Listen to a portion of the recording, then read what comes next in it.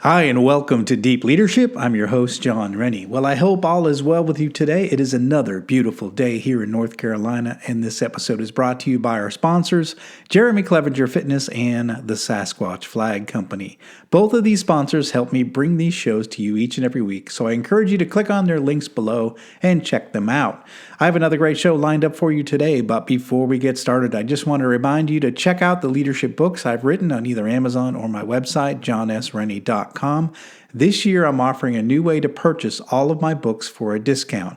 I've bundled the books into what I call the Qualified Watchstander series, and you get all three books for 15% off the individual prices. This offer is only available on my website, so check it out if you're looking to step up your leadership game in 2023.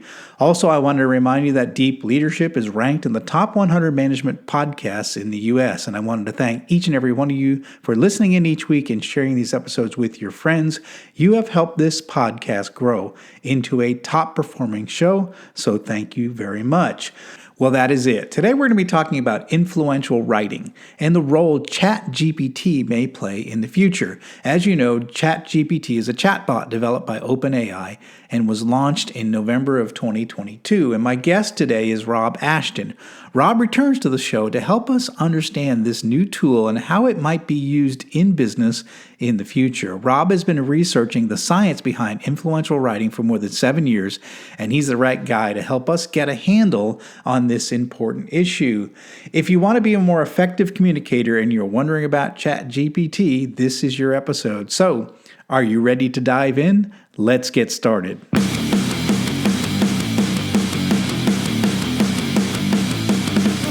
Welcome to Deep Leadership. Leadership is a people business. That's the philosophy of your podcast host, John Rennie. As a former Cold War submarine officer who spent 20 plus years leading businesses in corporate America before starting his own manufacturing business, he knows that leadership matters.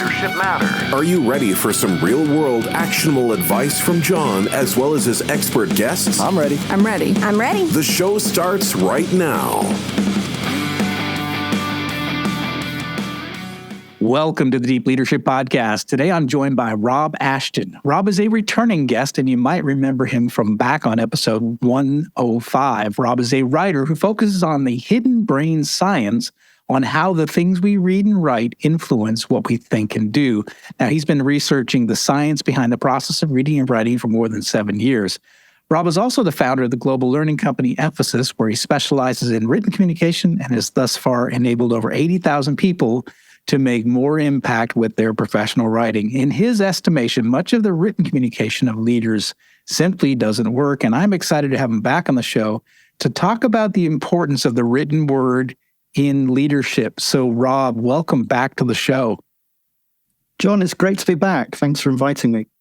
Well, I had to get you back because I really felt like we just scratched the surface of this important issue. In fact, when I first had you on the show, I didn't anticipate the kind of response I'd have to the show and the I would say the learning I had throughout the discussion, because I think that we take the written word for granted often. Is that what you typically think with leaders? I think we all do. I think we've become ever more reliant on the written word, but without realizing it. It's the example I always give is, if my phone rings, I assume something's wrong. And, despite the fact it's called a phone, we very rarely use it for speaking. And what are we doing when we're not speaking? And we're not watching cat videos. We're using it for writing. We just don't think of it as writing. So it's hidden in plain sight. And if my memory serves me right, we sent and received an estimated 339 billion emails every single day last year, and that figure's gone up since we last spoke, because it's an annual rise of 20 billion a day. So it's huge. We write all the time. We just don't see it. Yeah, and it's in everything that we do. And we talked last time about the fact that, we were in the middle of the pandemic and so a lot of it went towards a lot of writing, a lot more email, a lot more text messages, a lot more Slack channels, and all of that is writing. All that is, and we don't even think about it, but it is the written word, and And it's something that is, I don't say, it definitely, we talked about last time, there can be translation issues on the front and the back end of the written word. And that's part of our challenge and things that we have to watch out for when it comes to writing. Yeah. So it's the trouble is that when we write, we're playing a backing track in our head, so we can, and it's a bit like when you listen to your favorite music in your ear with your earbuds, you can hear this backing track and you sing along and it sounds amazing to you because you can hear the backing track, but it sounds awful to everybody else. I'm sure your singing doesn't sound awful, John, but and that the same thing is happening when we're writing. Writing is actually, it's something we didn't evolve to do. We've only been doing it as a species for 5,000 years, and for most, for all but the most recent 200 years, most of the human race wasn't using writing. So it only became widely available 200 years ago.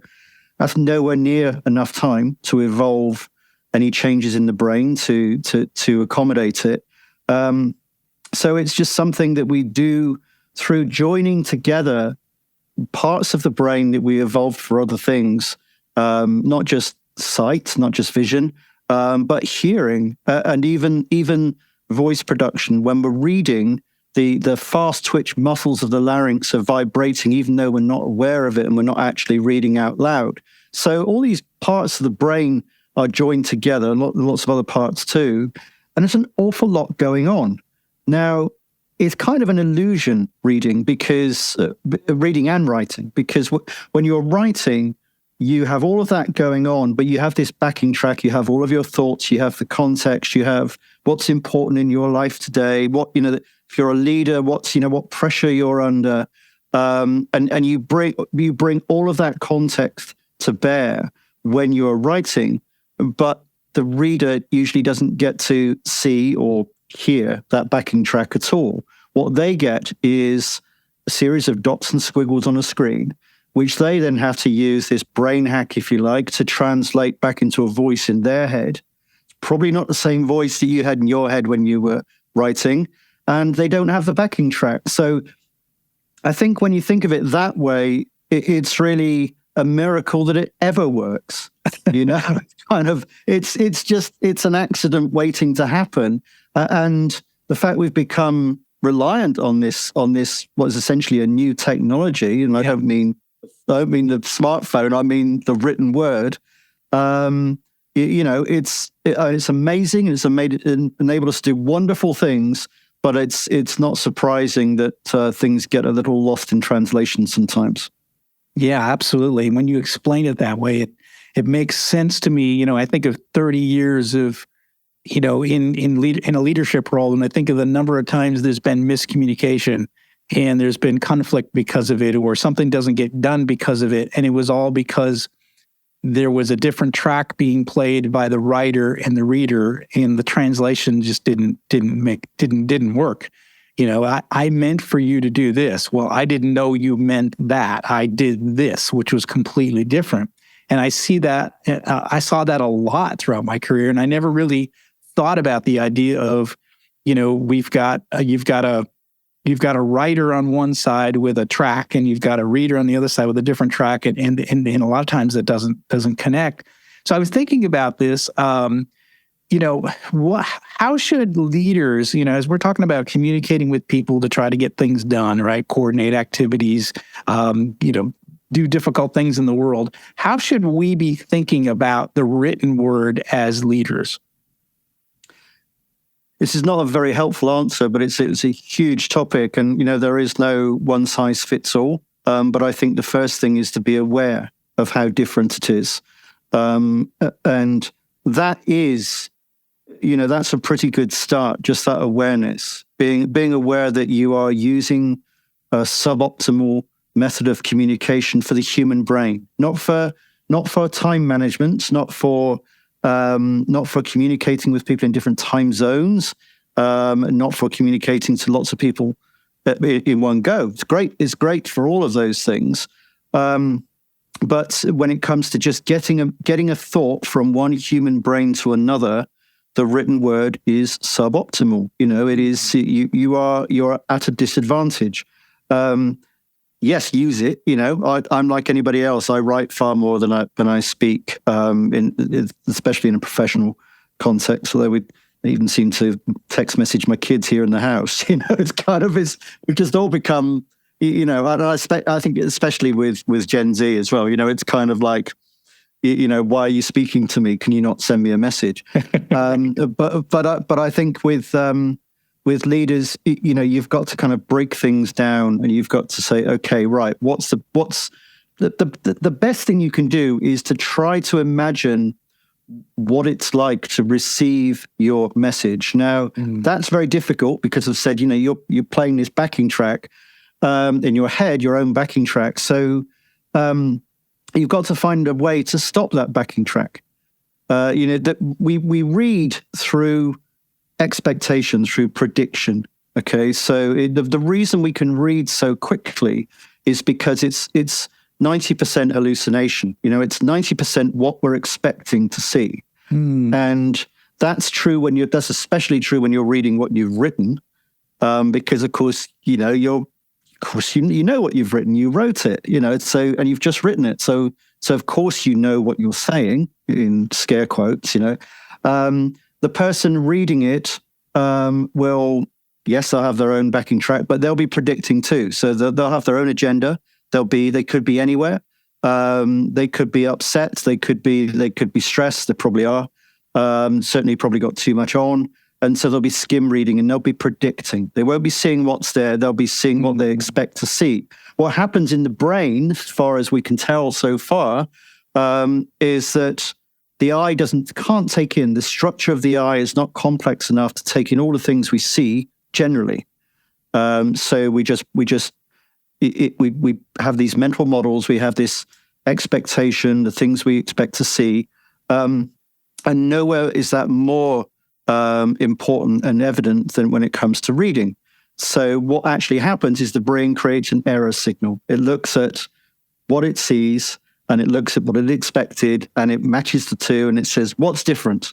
And then that's the bit that gets sent to the visual cortex.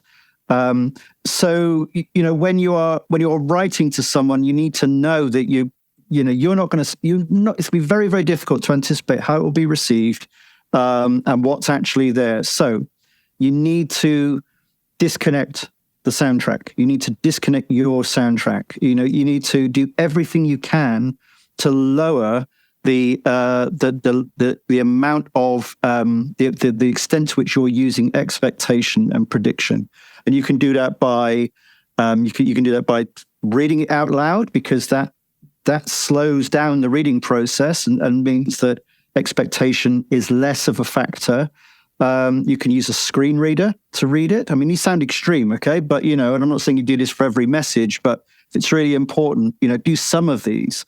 Print it out, okay, not very eco-friendly, but you could try sending it to yourself as an email, and maybe looking at it on your phone instead of on your laptop, or vice versa. So what you're doing is you're short-circuiting the expectation effect and making it look different. I mean, the best way to do it is time, because if you've forgotten what you wrote, then you're not going to be, expectation is not going to be there as much. You're reading something much more in the way that the recipient would read it. So if leaders are under pressure, when you write something, you want to send it now, right?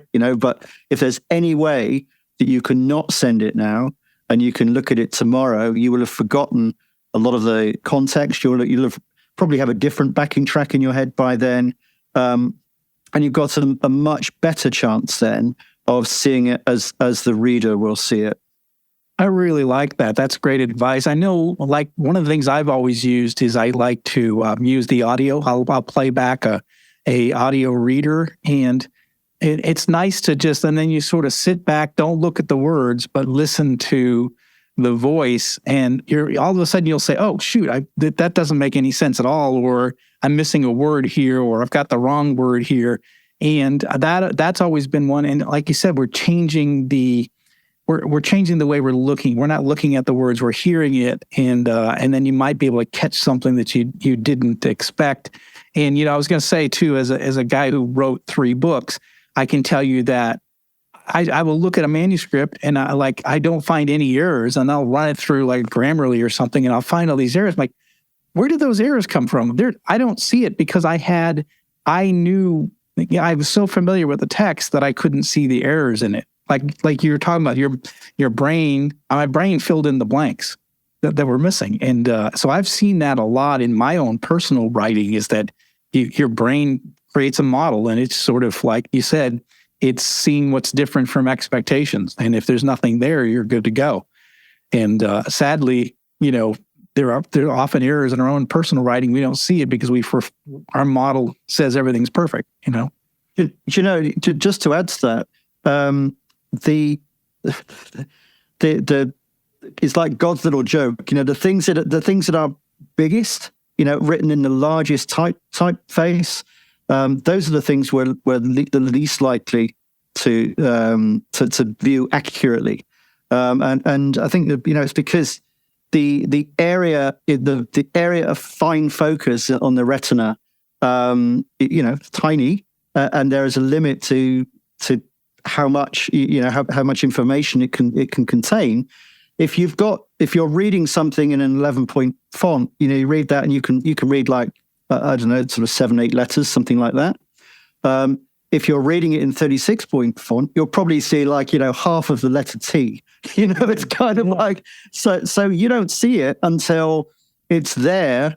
So you're delivering your PowerPoint presentation to an auditorium of 1,000 people, and then they can see it because they've got the distance. You can see it because you wrote it 2 weeks ago, and you're not so familiar with it.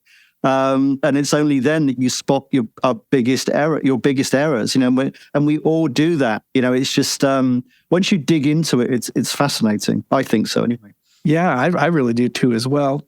What would you say if you were saying some of the common mistakes that leaders make in written communication? What would some of those be if you're just, spitballing some things that we should be watching out for?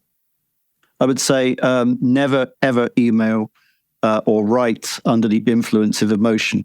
That's the trouble is that we think on our screens at the moment. These days, we think on our laptops, on our phones.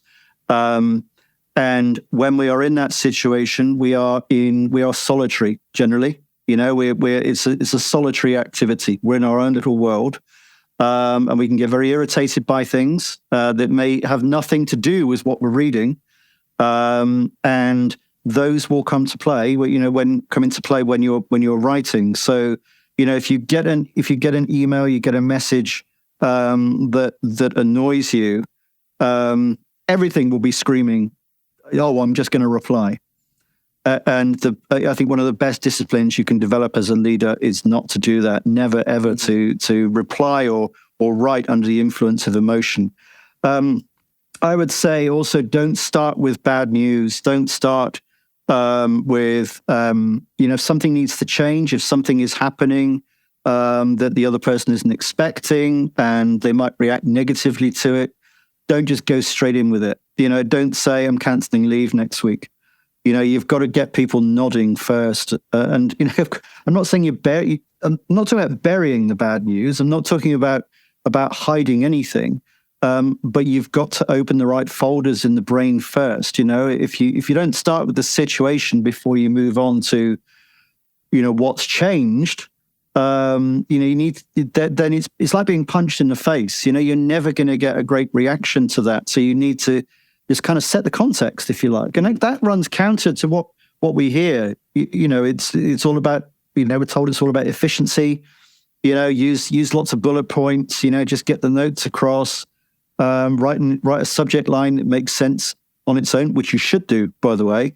But you've got to remember that you are not just that it's a suboptimal method of communication, but you are dealing with a human, and that you're dealing with another. That you're dealing with a human with all our human frailties, but you are communicating with another person. You are not on your own. It's a social or joint exchange. Whereas, when we're writing, it's a solitary thing. So you think it's just you. And there's this person you're probably not even thinking about that much. So it's do everything you can to put yourself in the recipient's shoes. The third thing I'll add in is that you can get across far less information than you think you can in an email or a message or even in a report, actually, because of this expectation effect, because of the prediction. And I've even noticed something just the other day on my company's website. And you think we would know better, but this is kind of really as a result of doing this extra research on prediction that I can see it differently now. But we were wondering why people were not going to the right web page. We ran two types of course, one aimed at teams and for companies, and one aimed at individuals. And if you look at the text on the website, it says, we run if you're here for a course and it's for training. If you're here for training for yourself, click here. If you're here for training for your team, click here. And the company gets lots of phone calls and emails from people saying, do you do training for individuals or do you do training for teams? And it says it there. And colleagues said to me, how can we make that clearer? I mean, it does say explicitly, and yet people aren't seeing it. And the reason is both of those sentences start with the same words. Yes. If you are here for. There's this prediction thing. So we don't read, we scan, we skim. We pick up nuggets of information and we fill in all the blanks. And so that's the third thing, is to remember that people are not reading, they're skimming. And they're probably not going to have read all that you've written. So, don't get annoyed with them if they don't. It's just a human thing. And it's, and that attention, that ability, that, to read accurately goes. It's not great to begin with, but if someone's tired, hungry, stressed, then that just cuts down almost to zero. So it goes wrong all the time. But this is why. It's because we're human, and so just remember you're writing to a human being, even if however much they've irritated you. I love that. And I was just thinking, we had mentioned it last time, and I was thinking as you were talking, do we need to think differently when we're communicating one-on-one or when we're writing something to one person versus a group of people? Is there any thumb rules or things we should think about? Because I think it might be easy to put yourself in your listener's shoes, or your reader's shoes, I should say, if you're doing a one-on-one type of thing. But if you're sending it out to a group, which I do a lot, I send a note to all my employees, right? And I think that I'm communicating in a way that, everyone will understand. But are there anything that we should think about when we're saying to a group versus like an individual? But I'd flip that. I would say when you're writing to a group, remember you're really writing to an individual many times. Yeah. It's not like kind of go back to the days of the town square where a town crier would kind of ring a bell and read out this scroll, to the assembled masses. It's you're writing to one person. You're writing to lots of individuals. They won't read it as a community. They'll read it on their own. And so, if you err on the side of writing to an individual, generally, then you won't go far wrong. It's kind of just imagine one person. I remember years ago doing radio training, and the trainers said, "Look, I know you might be speaking on the BBC, and there might be millions of people listening. I hope, I wish, but you are not doing that. You're speaking to one person in their kitchen or in their car. It's just one person. It's just a conversation with one person lots of times, and it's the same with writing. Just imagine you're writing to one person, even if you're writing to 200." We'll be right back after a quick word from our sponsors. Leadership skills are like any other skills. You need to practice them to get better at them. Best-selling leadership author John S. Rennie knows this. That's why he's written a new book called You Have the Watch. It's a guided journal for leaders designed to take you through an entire year of leadership training. By the end of the year, you will master 50 of the most important leadership skills. If you want to have a greater impact on the results and people in your organization, go to youhavethewatch.com and pick up your copy today. This episode is brought to you by Jeremy Clevenger Fitness. As a high-performing leader, you know that leadership isn't about telling people what to do. It's about leading by example. And for most people, the one area that they're lacking when it comes to leading by example is their health and fitness. By improving your health and fitness, every other area of your life improves. But how do you get and stay fit as a busy leader? Well, you do what you've always done. You hire the best person for the job. Don't struggle on your own. Put Jeremy Clevenger on your team. Jeremy will work with you to take your physique, mindset, nutritional habits, and more to the next level with his step-by-step, all-inclusive coaching program. Now, I've worked with Jeremy for the past year, and I'm in the best shape of my life. If you want to step up your game, reach out to Jeremy at apexperformancesystems.com to find out more and get your initial consultation scheduled with him today. This episode is brought to you by the Sasquatch Flag Company. The Sasquatch Flag Company is a family-owned business in New England that builds hand-carved American flags from seasoned white pine. Each flag is hand-built and each star on the flag is hand-hammered and chiseled. No two flags are alike. They offer a variety of flag designs to honor the police, military, firefighters, dispatchers, and search and rescue personnel, to name a few. These stunning handmade flags look great in an office, a studio, the back porch, or above the fireplace mantle. They make the perfect gift for the veteran, first responder, or patriot in your life. Now, I love these flags, and I've been giving them as gifts for years, and I was a customer long before they became a sponsor of the show. I can't recommend them enough. So if you're looking for that perfect, uniquely American-made gift to give away, or if you want to treat yourself, go to SasquatchFlags.com and get your order in today. I wanted to switch gears a little bit. We've got something new out now that, and I know you've looked at it, I've looked at it as well. It's called ChatGPT. Tell us a little bit about what it is from your understanding of it, and what you've been learning as you've been playing around with it a little bit. Yeah, I mean, things are moving so quickly that there's a big danger that even if you publish this tomorrow, it'll be outdated, right? But as you know, at the time of recording, it's this company called OpenAI. It's got a bunch of investors, including Elon Musk, and OpenAI has been developing a large language model, a text-based communication tool or generative tool. That's what the G stands for. That produces text. Okay, and last November, the leadership, as I understand it, of OpenAI said to the developers, "We want you to develop a chatbot that uses this technology," and apparently gave them 2 weeks to do it. So they kind of did this almost as an experiment. And that went live at the end of November 2022, and within 5 days, it had got its first 1 million users. And when I last checked, the estimates were that it had 100 million users. That was in January 23.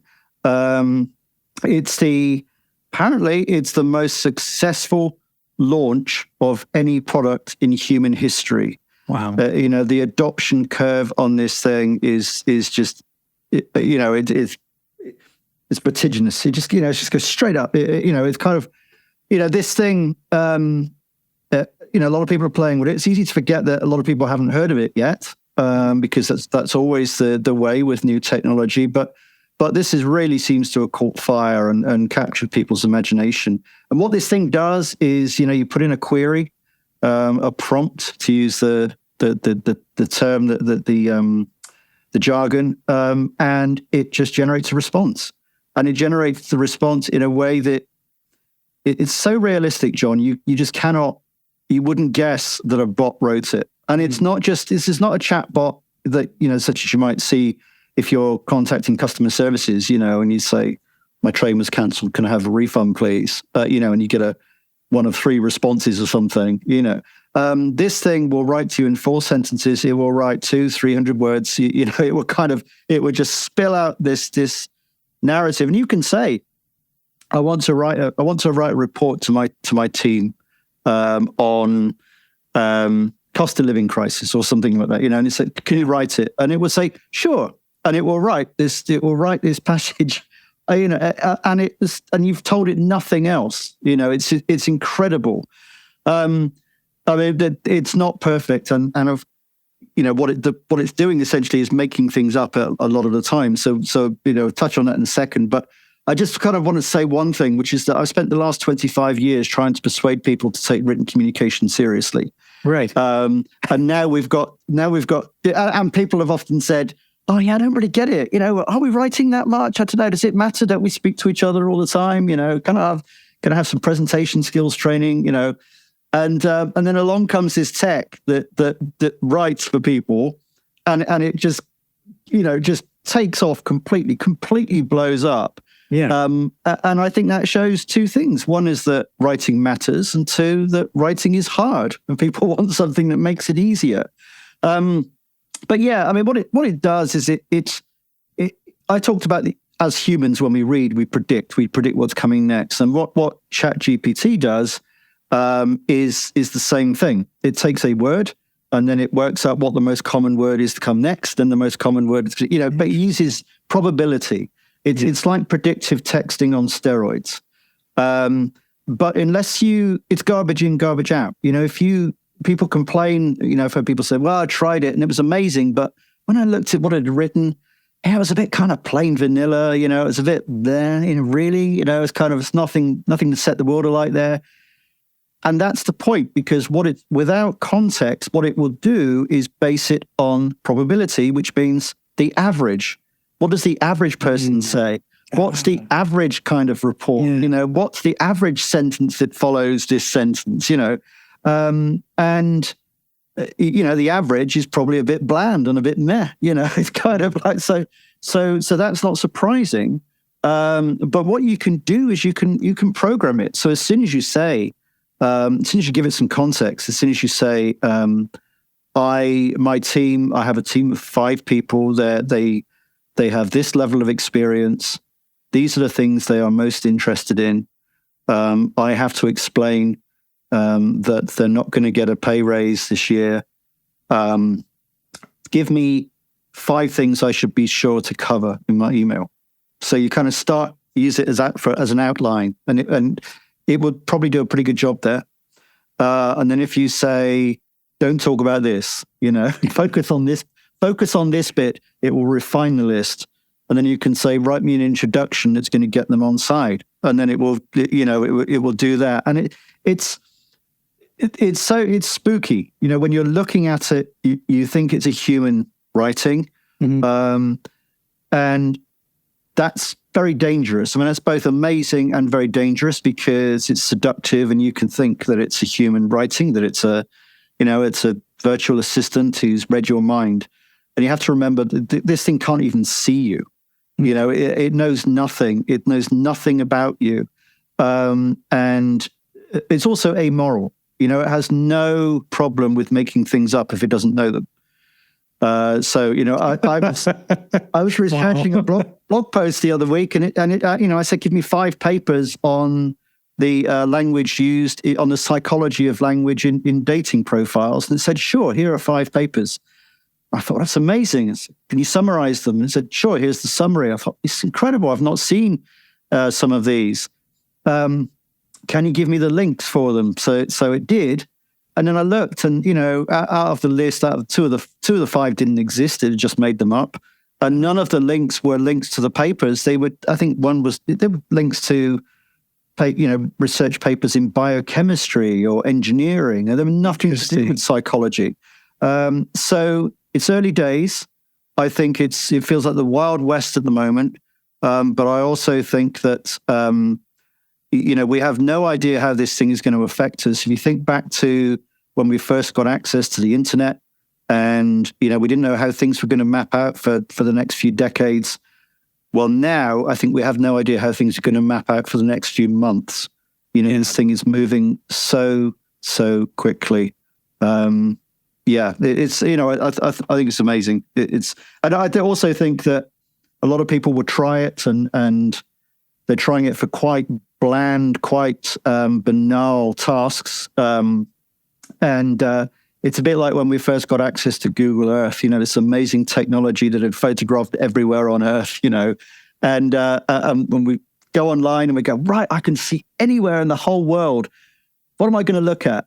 I know, I'll see what my house looks like from outside. That's it. I think that's what we're doing now with this, and it's very, very early days, but very exciting times. My advice would be use it as a digital intern, and remember, it doesn't really know anything, doesn't know you, but you can still get it to do a lot of the kind of legwork for you before you finalize your report and before you use it as a research assistant, but carefully. Don't a research assistant who is only started in the job today and may not have the brilliant attention span. So but I mean, it's amazing. Yeah, it's interesting. And I think to myself, how much of text are we going to be reading 6 months from now that's AI generated? And will we know? That's the other thing. We won't know. We won't know. You can say, rewrite this in the style of the New York Times, and it will do it. And you look at it and go, yeah, that sounds about right. And especially as I said, we tend to skim things. I think that's the real danger, is that even its plain vanilla style, it's out of the box style is dangerous because it's unremarkable, because it's average. It would just it's like, oh yeah, it looks about right. Yeah, nothing remarkable. And so I think it's it has a lot of implications, certainly for the spread of misinformation. I think I think these are very exciting times, and one thing's for sure, we can't ignore it. Yeah, absolutely, for sure. Yeah, I keep thinking about how it's going to be used and what are the potential. Like I put in there, give me 10 tweets on transformational leadership, and I look through the list. I'm like, that's pretty good. Like you said, a lot of plain vanilla stuff, but real good, fundamental stuff about transformational leadership. And so I wonder how much, poor Elon Musk, right? How much is Twitter going to be just AI generated tweets? Yeah, well, I mean, I wouldn't feel too sorry for him since he's got a big stake in OpenAI as well. It's kind of right. Absolutely. And of course, Microsoft have licensed or done a big deal with OpenAI to create to merge it with Bing. I mean, you don't say I'm going to Bing something, do you? It's kind of, it's not something that has obviously Google is dominant in search, but I just wonder if the whole world of search will be turned upside down if Bing starts incorporating ChatGPT, which it will do, and so you can imagine that instead of getting a list of links, you'll get a summary of something. And which is, and it's just scraped it from lots of web pages. It's kind of, if you're a creator, that's kind of worrying. If you're not credited. Yeah. So we'll see where that goes. And then Google are not far behind because they obviously see the danger, and they've got their chat bot called Bard, and so they're going to be doing the same thing. And I think, well, if they're incorporating Bard, if they're incorporating artificial intelligence in their search results, then can't be long before they start incorporating it in Google Docs as well. So my guess is that maybe we'll start seeing this in word processing software. And mentioned Microsoft. Of course, they've got Microsoft Word. So it's I think things are about to change dramatically. Wow. Yeah, I really do. And I think, because I'm I think we mentioned, I think I talked to you, I'm working on my, my doctorate right now. And So I imagine universities are in a panic, right? How much are they going to be able to tell? Right now they have all these plagiarism tools. They can check to see, okay, how much of your paper, what percentage is potentially from other sources. Well, now if you've got an AI generated text, how are they going to tell? How much? It's like, again, the to be able to check for cheating is going to be a whole nightmare for, I would say, the whole university system, I would imagine. It's an arms race. Yeah. You're right. These things pass a plagiarism check. Put them in. It says, and the reason is they are original because it's just predicting. It's just coming up with a word, coming up with another word, coming up with a sentence.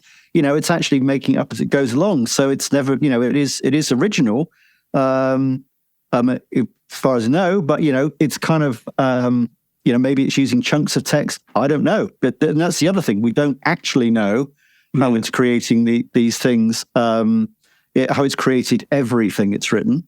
We don't know where it's got its information from. We don't know if it's made it up. And there's at least one, just a few weeks ago, a developer released a check for AI generated text. And I think there have been several released since then. But as far as I know, it's not 100%. And it also gives false positives as well. So you could have something that you've written and it marked it up as AI generated. So, I mean, I know in New York schools banned ChatGPT pretty quickly. That was several weeks ago. I don't know. You're dealing with kids and you're trying to, if you're trying to outsmart kids when it comes to the use of tech, it's like, good luck with that. Let me know how that goes. And I know other exam boards over here in the UK or universities. I don't think the exam boards are caught up yet, but universities are starting to say to move away from essays as part of the coursework, as a way of as a way of gauging knowledge. Because, it was bad before when you could just pay someone to write an essay. Now you can get ChatGPT to do it for nothing in seconds. It's I think it's just turned so many things on their head. Absolutely. I'm glad we've had this conversation, and leaders who are listening in. I mean, this is something that, as you said, Rob, it's going to be changing over the next several months, and you got to be aware of this and be aware of how it potentially could impact your business, right? From a good and a bad side, are there ways that you could potentially use it to save time and effort or to help you, remind you of things? I was thinking, like, if you're trying to generate sales copy on a new product, you might throw it in there and just see what comes out of it. It's like, I didn't even think about this, or like as a way to, kind of, set a bug in your ears about something that you hadn't thought about before. So there's some good things you could use it for, but then also what are the things that potentially could be a risk to your business as well? I think it's just something you need to be aware of and need to follow it. And when you hear the words ChatGPT, you should probably pay attention, at least in the next year or so, because I think things are changing pretty fast. Yeah, they really are. And I think, we can be scared of it. We can try and ignore it, or we can embrace it. It's not going away.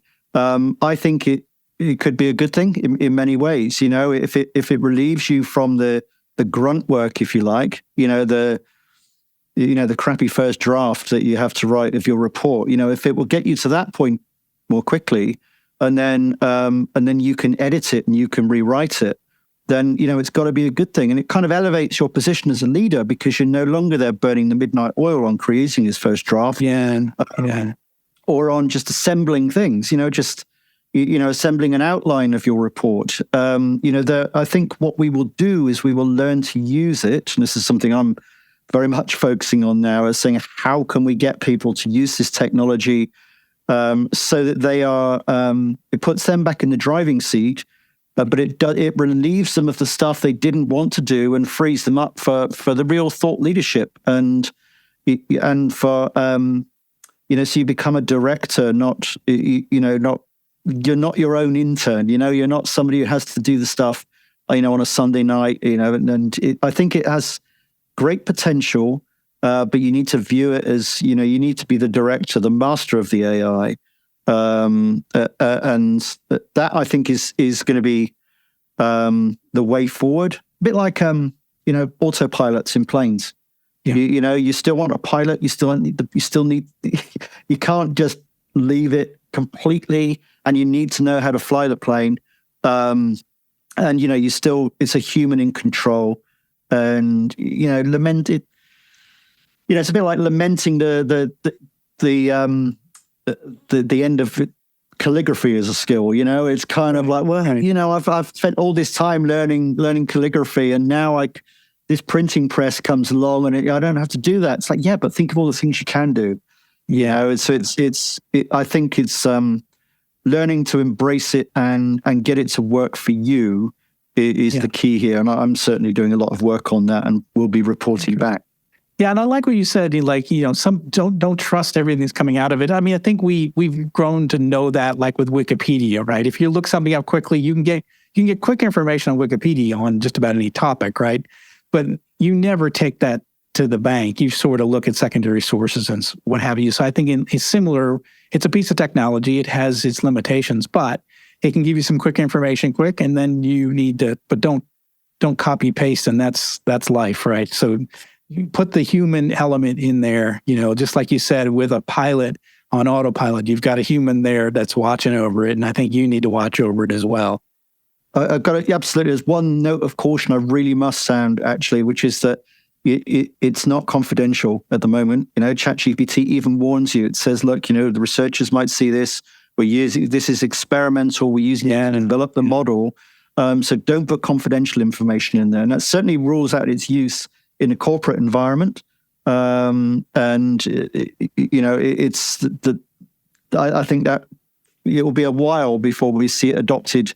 Corporates are usually the last to adopt new technology anyway, because their computer systems have to be locked down so much more than for small businesses. But yeah, it's not just be careful about what it churns out, be careful about what you put in as well. Great advice. Wow. Really good. That's the first discussion on it. And I've been playing with it as well. And my brain is, kind of on overload, is like, okay, what does this mean for the future? What does it mean for our businesses? What does it mean for, just like we're talking about academics in the future? It's just a lot of things to think about. So, but again, the best thing to do right now is to be informed, stay, if you see articles, if you see people talking about it, it's good to keep an ear to it, because this is definitely an evolving issue that we have to, as leaders, keep an eye on for sure. So what are you working on these days? Well, I was working on my book, but right now I'm spending a lot of time on social media for good or bad. What I'm really trying to do, particularly on LinkedIn, very active on LinkedIn at the moment, is trying to create original content that raises awareness of the importance of the written word, and it helps people apply the insights from psychology and neuroscience that I've been uncovering. So, for people who didn't hear the first interview, I spend all my time delving into academic research, into how we read, and then trying to help people apply that in the workplace, because it's outside of academia. Most of the stuff hasn't really had an airing, and there's an awful lot of stuff that is in leadership training, dare I say, and certainly on social media, that's is kind of not strictly accurate, and sometimes it's just not right at all, and flies in the face of the evidence. So I'm trying to raise awareness of that and trying to redress the balance. And yeah, it's kind of that I'm spending a lot of time on there. I'm very active on LinkedIn, just trying to move the conversation forward. If anybody wants to connect with me, then they should definitely feel free to reach out or just follow, because it's about having a two-way conversation and just trying to move us forward on this. And I think there's so much, once people start applying this, once they know about it, a lot of things become a lot easier. Now, as you know, books take a long time to write and publish. I'm putting this stuff out there now. So that's my main focus is LinkedIn. Excellent. Okay. And how can people find you and find out more about you, your company, and anything else? On LinkedIn, I'm Rob Ashton 1. If you just put Rob Ashton, you should find me because I'm quite active. Rob Ashton UK, if that doesn't bring it up. The writing skills training company you mentioned, Emphasis, is very active. So there's a lot of stuff on the website there. It's got an excellent blog. There's a lot of information people can get there totally free, as well as find out about training, of course. And that's just simply writing-skills.com. And there's my website, which is robashton.com. And I have a free course, which is audio and text-based for obvious reasons, where I talk about this brain science and applying it to writing. That's just robashton.com. Okay, fantastic. We're going to put links in the show notes for those resources. Leaders, this is a lot of good stuff here. We do spend a lot of time writing, and we do spend a lot of time reading. And I think what Rob is helping us understand is where there's oftentimes we miss things. Translation, it's missed. The message is missed, even when we spend a lot of time thinking about it. So I really encourage you to check out his resources, dig a little deeper in here, and understand the power of the written word. It's not as easy as you think. It's not as straightforward as you think. Our brains are still working to understand it. We've only been doing this for 5,000 years. Is that what you said, Rob? And it may have 5,000 years. Yeah, and it takes millions of years to really to learn a skill, and we're just in that early stages of that. So really take a look at his resources. And again, I encourage leaders that to start thinking about the written word more than what you think might be obvious. So, Rob, thanks for coming back on the show. Thanks for sharing all this, and again. And thanks for kind of getting us to start thinking about this ChatGPT and what that might be doing in the world. So, and I know it's new to you, it's new to me, it's new to everyone, but I think you've given us some things to think about, and I really do appreciate that. Thanks, John. It's been an absolute pleasure as always. Yeah, absolutely. Thanks again. Well, that's it for today. Thank you for listening to Deep Leadership. If you like this podcast, please subscribe and share so we continue to build a world with better bosses. Until next time, this is John Rennie saying take care and lead well.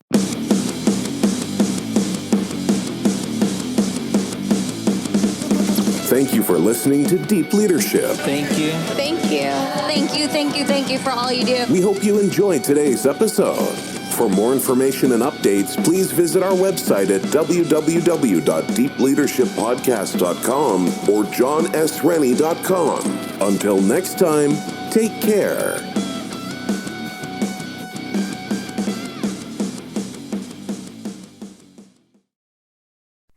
Hey, what's happening out there, everybody? This is Lawrence Ross, and I'd like to tell you a little bit about my podcast, The Lawrence Ross Show. Egomaniac. It's a 2-hour weekly exploration into my mind. I also do sketches, celebrity impersonations. You're out of order! And I also do song parodies. Not too shabby for a blind guy. Not only are you visually impaired, but you are geographically impaired. New episodes are released every Friday. Check it out on your favorite podcasting platform or listen to it here on Society 13 on Electrocast.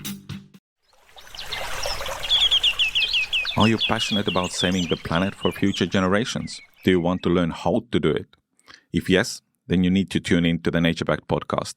It's a talk show covering the changing world around us, from renewable energy, sustainable agriculture, circular economy, to ESG and social innovation. Don't miss this opportunity to discover how you can join the movement and make a difference. Subscribe to the Nature Backed podcast today on your favorite platform and get ready to be amazed.